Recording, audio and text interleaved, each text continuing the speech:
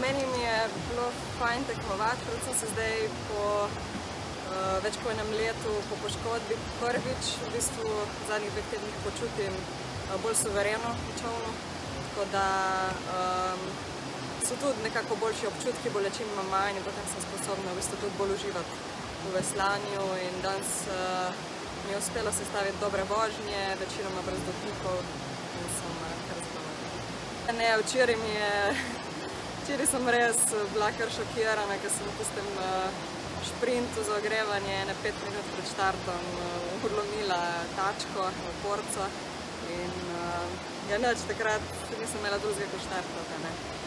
Danes je bilo veliko lažje.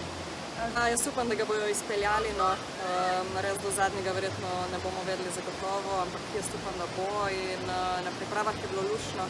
Čeki so res glede ukrepov dosti bolj sproščeni, kar ne vem sicer ali je dobro ali slabo, ampak mask večinoma ne nosijo in je bil občutek v bistvu res tak sproščujoč.